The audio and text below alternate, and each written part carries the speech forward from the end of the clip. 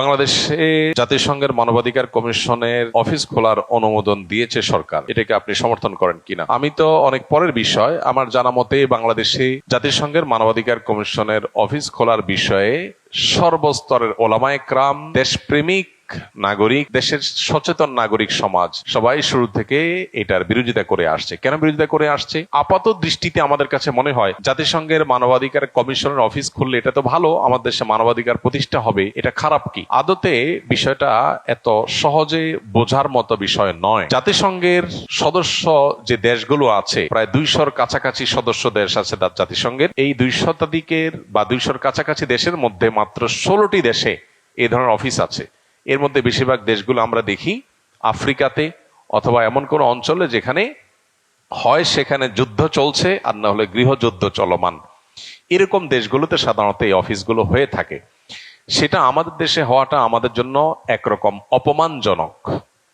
দ্বিতীয়ত, আমাদের আশেপাশে বিভিন্ন দেশ আছে, আমরা দেখি পাকিস্তান, ভারত, চায়না, মায়ানমার, বহু দেশ আমাদের আশপাশে আছে। আশপাশে কোনো দেশে অফিস নাই, আমার দেশে কেন হতে যাবে? সবচেয়ে বড় বিষয় হলো যে জাতিসংঘের মানবাধিকারের যে সংজ্ঞা, সেই সংজ্ঞা কি সার্বজনীন কিনা? তারা মানবাধিকার বলতে যা বুঝায়, এদেশের মানুষের মূল্যবোধ, এদেশের মানুষের কৃষ্টি কালচার, এদেশের মানুষের যে চিন্তা ভাবনা, সেটার সাথে তাদের সেই মানবাধিকারের সংজ্ঞার কোনো মিল আছে নাকি এর মধ্যে কোনো বড় ধরনের ফরাক এবং তফাৎ আছে? তারা মানবাধিকার বলতে যা বুঝায় সেটা কি গোটা পৃথিবীতে সব মুসলমানরা, ধর্মপ্রাণ মানুষরা বিশ্বাস করেন, ধারণ করেন, লালন করেন? এর উত্তর হলো না।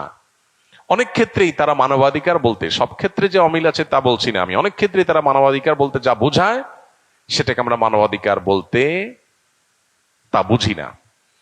যেমন তারা সমকামিতাকে মানবাধিকারের বিষয় মনে করে, অথচ এটা আমাদের দেশে প্রচলিত আইনে অপরাধ। যেটা আমাদের দেশে প্রচলিত আইনে অপরাধ, জাতিসংঘ সেরকম একটা অপরাধ কর্ম করছে এমন একজন ব্যক্তিকে এদেশে প্রতিনিধি হিসাবে নিযুক্ত করবার জন্য এগ্রিমেন্ট চেয়ে পাঠিয়েছে। এটা আমাদের জন্য অত্যন্ত অপমানজনক একটা ব্যাপার। একটা দেশে একটা জিনিস যখন আইনে অপরাধ হিসাবে বিবেচিত আছে, দণ্ডনীয় অপরাধ হিসাবে উল্লেখ করা আছে, সেই বিষয়টা লঙ্ঘন করা হবে অফিসিয়ালি, সেটা অন্য কোনো দেশে একজন করছে সেটা একটা বিষয়, কিন্তু এই দেশে এসে করবে, তার পার্টনার সাথে, সমকামী পার্টনারকে সাথে নিয়ে আসবে এমন একজন প্রতিনিধিকে নিযুক্ত করার জন্য চিঠি পাঠানো, এটা হলো একটা দেশের মূল্যবোধ, একটা দেশের প্রচলিত আইনের প্রতি চরম অপমান এবং বৃদ্ধাঙ্গুলি দেখানো।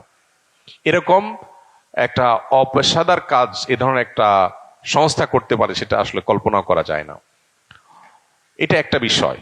আর এই যে অফিস খোলার বিষয়টা, সেটা যেটা বলছিলাম যে যখন এদেশে গুম খুন হয়েছে, তখন এদেশে জাতিসংঘের এই মানবাধিকার কমিশন কোথায় ছিল? তখন অফিস করার ব্যাপারটা বরং বেশি প্রাসঙ্গিক বলা যেত। এখন এই মুহূর্তে এসে তাদের এই অফিস খোলার কার্যক্রম কি হতে পারে?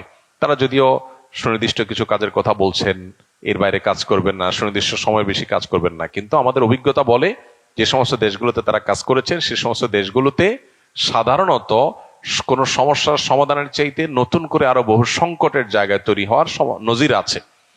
ফিলিস্তিনের মাটিতে মানুষগুলো মরে শেষ হয়ে গেল, শিশুরা অনাহারে শেষ হয়ে যাচ্ছে, এবং ত্রাণের জন্য বা খাবারের জন্য সিরিয়াল দ্বারা মানুষগুলোকে মেরে শেষ করে ফেলা হচ্ছে, হসপিটালগুলোকে মাটির সাথে মিশিয়ে দেওয়া হচ্ছে, ডাক্তারদেরকে গুলি করে হত্যা করা হচ্ছে। সেখানে এদের অফিস কার্যক্রম করছে, কার্যক্রম করে কি ভূমিকাটা তারা পালন করতে পেরেছে, কোন মানুষের রক্ত তারা থামাতে পেরেছে? অতএব আমার দেশে তারা কি করবে?